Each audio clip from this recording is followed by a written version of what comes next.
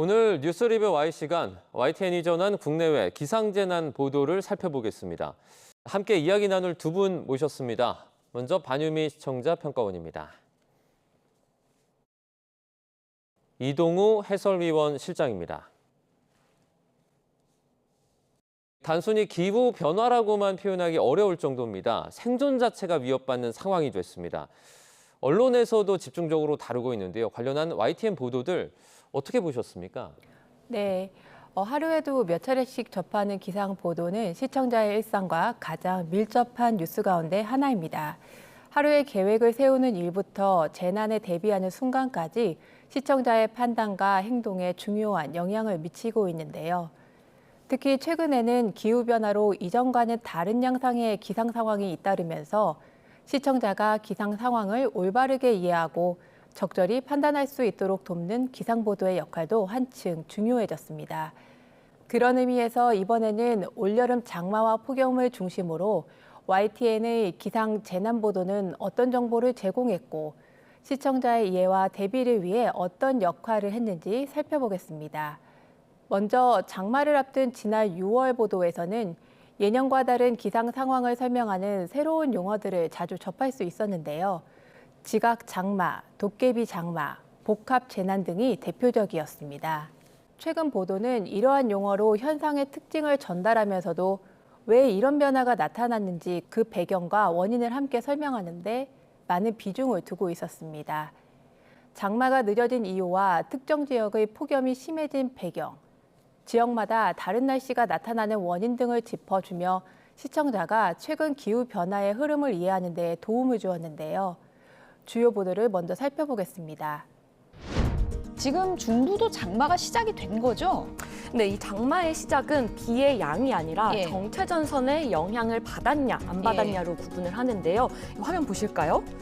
이번에는 이렇게 중부지방인 충청에도 정체전선에 의한 비가 내렸기 때문에 예. 이 기상청은 중부지방에도 장마가 시작된 걸로 봤습니다.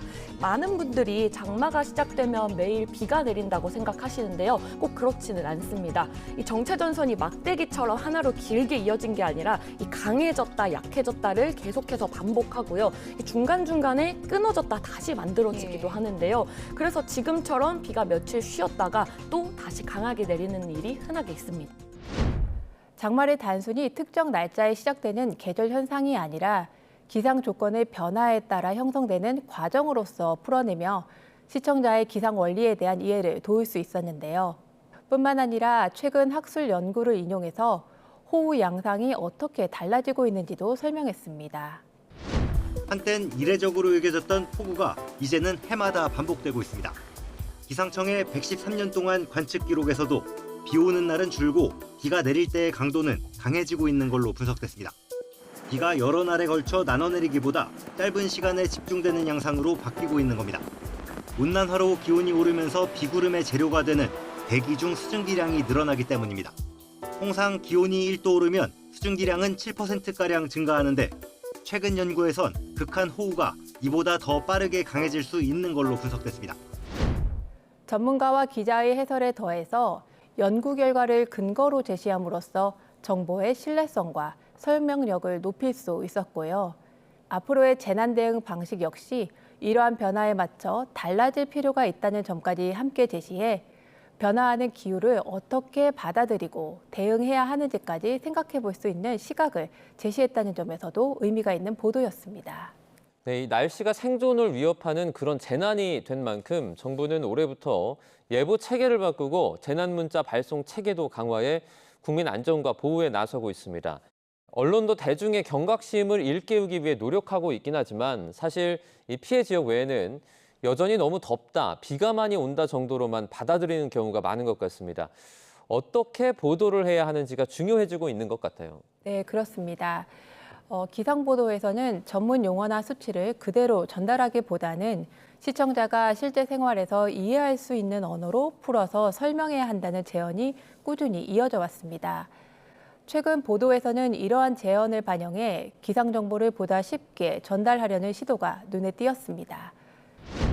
실제 피해를 좌우하는 건 비의 양보다 강수, 강도인 경우가 많습니다.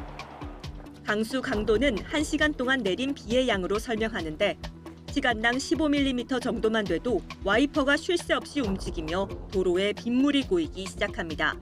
시간당 100mm에 이르면 재난 수준에 해당합니다. 도로 위 차량이 물에 둥둥 뜨게 되고 지하 공간은 물론 건물 저층까지 침수될 수 있습니다. 다만 이러한 노력과 함께 표현의 적절성을 함께 살펴볼 필요가 있었는데요. 호우 맛보기, 본격 물폭탄과 같은 표현이 사용된 적이 있었는데 재난 상황의 무게감을 다소 가볍게 받아들이게 할 우려도 있었습니다. 오늘 아침 레이더를 보면 비구름이 이렇게 길게 띠를 이뤄서 형성돼 있는 모습 볼 수 있습니다. 오늘 밤에는 이 찬 공기 덩어리의 뒷부분이 들어오면서 이렇게 북서쪽의 찬 공기가 본격적으로 밀려 내려오기 시작합니다. 뿐만 아니라 재난 상황이 발생하면 바로 행동에 옮길 수 있도록 정보를 제공하는 것도 중요해지고 있습니다. YTN은 이런 역할을 좀 얼마나 충실히 수행했다라고 보고 계십니까? 그동안의 기상 보도에서는 재난 피해를 예방하기 위한 정보를 제공하면서 위험성을 알리는 데 초점을 맞춰왔었다면 최근에는 피해를 줄이기 위한 구체적인 행동을 안내하는 보도가 늘어난 점이 눈에 띄었습니다. 다만 이러한 정보가 실제 상황에서 곧바로 활용할 수 있을 만큼 구체적이었는지, 시청자의 상황에 맞게 행동으로 이어질 수 있는지는 보도마다 차이를 보이고 있었는데요. 일단 사전 대비 핵심은 빗물이 잘 흘러나가게 논밭 배수로를 충분히 확보하는 겁니다. 피해가 예상될 경우에는 사전에 배수로 작업 등 피해 예방을 위한 대비를 철저히 해주셔야겠습니다. 비바람에 약한 농작물은 지주를 설치하면 어느 정도 피해를 줄일 수 있습니다. 먼저 창문 및 문 틈새 점검을 하는 겁니다. 장마철에는 창문과 문 틈새를 통해서 빗물이 들어올 수 있습니다. 따라서 실리콘이나 방수 테이프를 사용을 해서 틈새를 보강해야 합니다. 이러한 보도들을 보면 기본적인 대응 요령을 알기 쉽게 전달했다는 점에서는 의미가 있었습니다. 그렇지만 기본적인 행동 요령이 반복되면서 시청자가 새로운 정보를 얻는 데는 다소 한계가 있다는 점도 고민해 볼 필요가 있겠습니다. 지역이나 상황에 따라 어떤 행동을 우선해야 하는지, 위험이 임박했을 때 무엇부터 확인해야 하는지 등 상황별 대응 방법까지 함께 제시했다면 시청자가 실제 행동으로 옮기는 데 더욱 도움이 되었을 것입니다. 반면 시청자가 자신의 상황에 맞는 대응 행동을 선택하도록 돕는 보도도 있었습니다. 본인이 집에 있는 상황에서 이런 상황들 위험 징후를 인지했다면 집에 가스라든지 전기 이런 것들을 빨리 잠그신 이후에 가까운 대피소라든지 혹은 또 멀리 떨어져 있는 높은 지대 이런 곳으로 이제 이동을 하시는 게 좋은데요. 또 굉장히 지하차도 같은 경우는 도로면을 타고 굉장히 빠르게 물이 모여들기 때문에 침수가 굉장히 급격하게 이루어지기 때문에 잠시도 기다리시지 마시고 빨리 지하차도에서 나오셔야 되는데 나올 때 이제 물을 헤치면서 나오시면 상당히 어려울 수 있거든요. 그럴 때 가급적이면 가장자리 쪽에 혹은 또 거기에 난간이라든지 가드레일 같은 것들 잡을 수 있는 것들이 있다면 이런 것들을 잘 잡으시면서 사실 빠르게 나오시라 이렇게 말씀을 드리겠습니다. 그래서 기본적으로는 사실 물막이판이 없는 곳이다라고 한다면 집중호우가 내리는 예보가 된 시기에는 잠시 다른 거처를 이동을 하시는 것이 사실 더 안전하겠고요. 이처럼 같은 행동 정보를 전달하더라도 기본적인 행동 요령을 안내하는 것과 시청자가 자신의 상황에 맞는 대응 행동을 선택하도록 돕는 것은 분명한 차이가 있었습니다. 앞으로는 지역과 시간대는 물론 취약계층과 위험 유형까지 고려한 상황별 대응 정보가 더욱 확대되기를 기대하겠습니다. 덧붙여 YTN에서는 예년에는 장마철과 폭염 시기를 맞아 재난 취약 지역과 위험 요소를 직접 점검하는 현장 보도를 꾸준히 선보여 왔는데요. 이러한 현장 점검은 재난 발생 이후의 피해를 전하는 데 그치지 않고 위험 요소를 미리 확인하고 예방의 필요성을 환기했다는 점에서 의미가 컸습니다.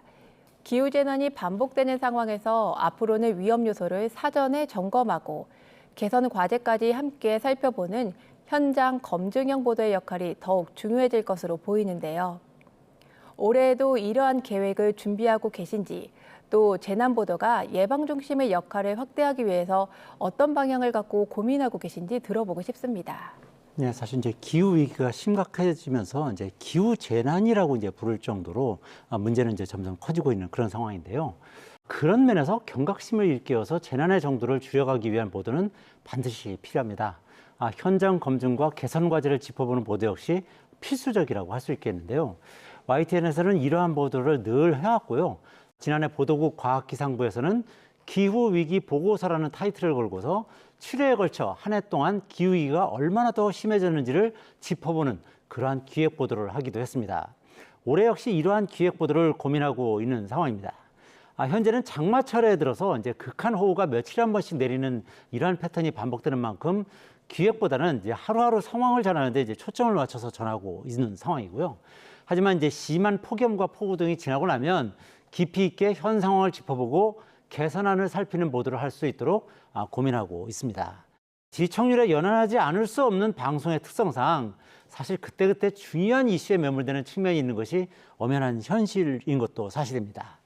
그러나 기후재난이 일상화된 시점에서 사전 점검과 개선 과제를 짚어주는 보도는 사회적 경각심을 높이고 또 실질적인 대비를 이끄는데 필수적이다 이렇게 생각을 하고 있습니다.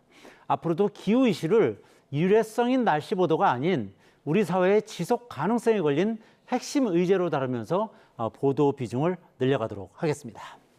최근 유럽에서도 폭염과 산불 등 이상기후로 인한 피해가 잇따르며 기후재난이 지구촌 공통의 문제라는 것을 다시 한번 확인할 수 있었습니다. YTN도 해외의 기후재난 소식을 꾸준히 보도해왔는데요. 우리 사회가 얻어야 할 교훈과 시사점까지 좀 충분히 담아냈다라고 평가를 하고 계십니까? 네, 해외 이상기후 보도에서는 44도까지 치솟아 초과 사망자 1,300명 발생과 같이 피해 규모나 극단적인 수치를 앞세운 제목이 종종 등장합니다. 이러한 보도는 기후위기의 심각성을 환기하는 데는 효과적이지만 해외에서 발생한 재난을 충격적인 사건으로만 받아들이게 할 우려는 여전히 남아 있었습니다. 그럼에도 해외 사례를 우리 사회가 함께 고민해야 할 과제와 연결한 보도가 있어서 소개해보고 싶었는데요. 정장을 벗어던진 채 티셔츠에 반바지, 운동화 차림으로 일하는 공무원들.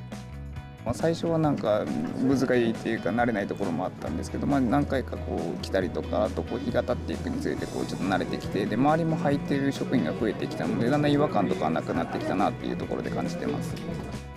더위를 조금이라도 덜 타고 에너지 비용도 아끼려 도쿄도가 이처럼 공무원에게도 편한 복장을 권장하는 캠페인을 벌이는 겁니다. 個人的にはもうこの格好の方が、軽やかに動けるので気分的には上がります。 일본의 폭염 대응 사례를 소개했는데요. 우리 사회도 폭염을 일상적인 재난으로 인식하고 있는 만큼 제도와 생활 문화 전반의 변화 방향성에 대해서 생각해 볼 수 있었습니다. 이처럼 해외 사례를 우리 사회와 우리 현실과 연결한 보도는 기후위기를 우리 사회의 과제로 바라보게 했습니다. 다만 이러한 보도와 기후위기에 대한 새로운 관점이나 사회적 대응 과제를 다룬 내용들이 상대적으로 새벽 시간대에 편성된 점은 다소 아쉬웠습니다. 기상 정보를 신속하게 전달해야 한다는 특성을 고려하더라도 기후변화의 원인과 사회적 영향을 함께 짚어주는 보도가 더 많은 시청자가 접할 수 있는 시간대에도 꾸준히 소개될 필요가 있어 보였는데요. 이에 관한 실장님의 의견도 같이 들어보고 싶습니다. 네, 지금 평가님께서 아주 적극한 지적을 해주셨다고 저는 이제 그렇게 생각을 하고 있고요. 기후위기가 환경보도의 편성과 사회적 역할에 대해서 짚어주신 평가원님의 깊이 있는 지적에 이제 전적으로 공감하고 있습니다. 다만 낮 시간에는 보다 자극적이고 또 지금 관심이 이제 폭발적인 이슈에 방송 아이템들이 이제 집중되는 것도 이제 엄연한 현실이거든요. 특히 이제 주로 전국 관련이나 이란 전쟁 관련 출연이 이제 길고 또 많은 편이라고 할 수 있겠는데요. 이런 가운데서 이제 기후 위기의 원인과 구조적 대응 과제를 다룬 심층 보도가 상대적으로 이제 이른 새벽 시간대에 집중됐습니다. 그렇기 때문에 더 많은 시청자분들이 접하기에는 아쉬움이 있었다 이런 목소리에도 귀를 기울이고 있습니다. 신속한 기상정보 전달이라는 보도 프로그램의 고유한 특성과 또 한정된 편성 여건 속에서도 기후변화 보도가 일회성 정보 전달에 그치지 않고 더 많은 시청자가 시청할 수 있는 주력 뉴스 시간대나 또는 다양한 플랫폼을 통해서 꾸준히 노출될 수 있도록 해야 한다는데 YTN은 충분히 공감을 하고 있습니다. 시청자층의 수요를 고려하면서도 또 보도의 사명을 잊지 않고 꼭 전해야 할 심층적인 뉴스를 전해가는 것의 균형점이 늘 고민이고 또 어려운 부분이기도 합니다. 일선 기자들 의견만으로는 뉴스 편성이 바뀌기 쉽지 않은 측면도 있는데요.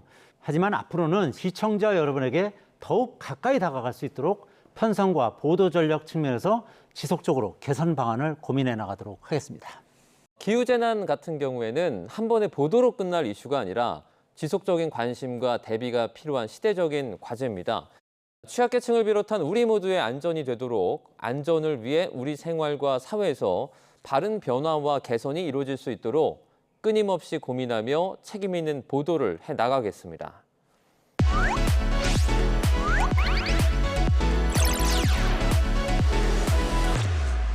시청자의 알 권리와 보도의 가치 향상을 위해 노력한 방송을 꼽아보는 디딤돌 뉴스 시간입니다. 자, 평가원님, 이번 주 주목할 만한 보도는 어떤 게 있습니까? 네, 재난 상황에서 이루어지는 현장 취재는 시청자가 피해 규모와 위험의 정도를 직접 가늠하고 필요한 대비를 할 수 있도록 돕는 중요한 역할을 합니다. 그중에서도 충청권에 집중호우를 전한 보도가 있어서 기억에 남았는데요.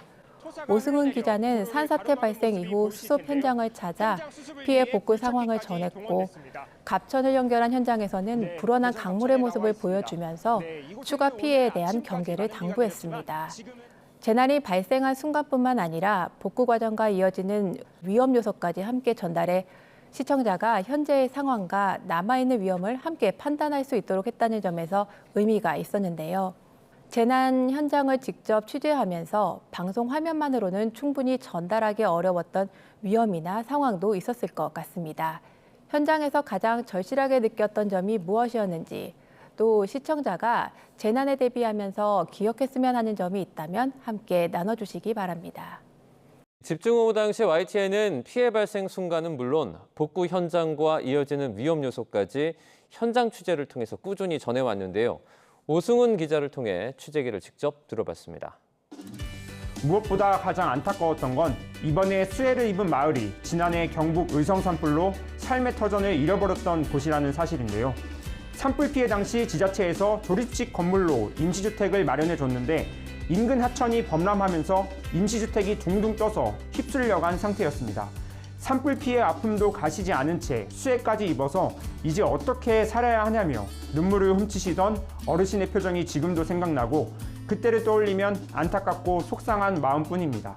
현장 취재 이후에 복구 과정에서 문제점들에 대한 후속 보도들도 잇따랐습니다.